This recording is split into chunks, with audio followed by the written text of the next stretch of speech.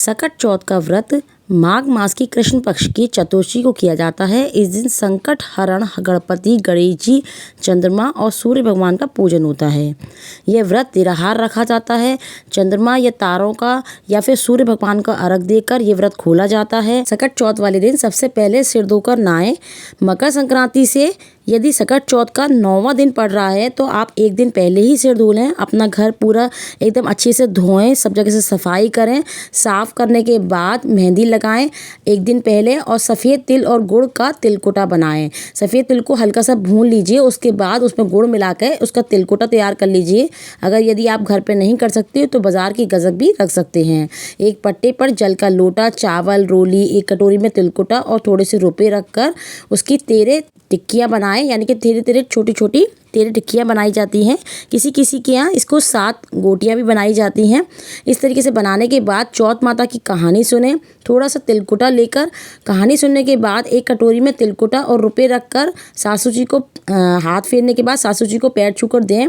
जल का लोटा और हाथ में तिल लेकर चंद्रमा, सूर्य या तारों का अर्घ दें और अपने इच्छा अनुसार भोजन करें और अपने इच्छा अनुसार ही तिलकुट या फिर कुछ रुपए रखकर मिश्रानी को यानी कि पंडितानी को दें। और जब भी खाना खाएं तो तिलकुटा ज़रूर रखें।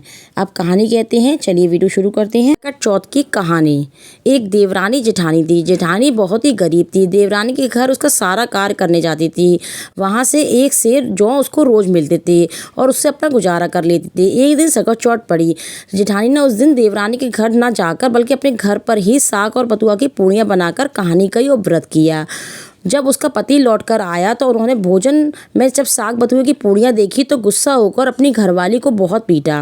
वे बेचारी पिटकर एक कोने में जाकर लेट गई। आधी रात को समुद्र के किनारे में हीरे मोती चुनकर सकट गोसाई चले आकर जेठानी के घर पर किवाड़ खटखटाए। जेठानी ने उन्हें देखकर कहा कि मेरी तो टूटी झोंपड़ी है, फिर भी अंदर आ जाओ। सकट गोसाई बोले, माई मुझे भूख लगी है।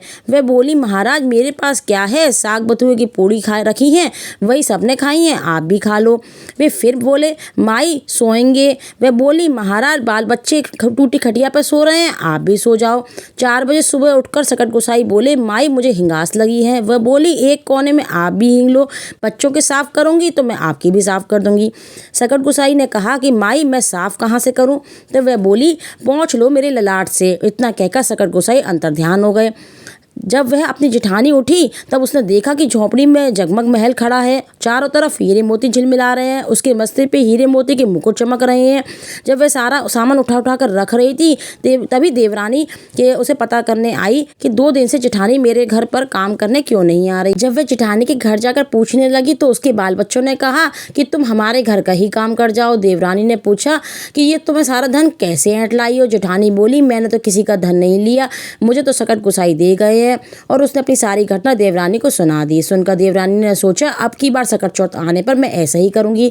दूसरी साल जब सकट चौथ आई तो देवरानी ने अपने घर पर खूब पूड़ी पुआ सेके और अपने पति से बोली कि तुम काम पे लौटो तो मुझे गुस्सा होकर मारना।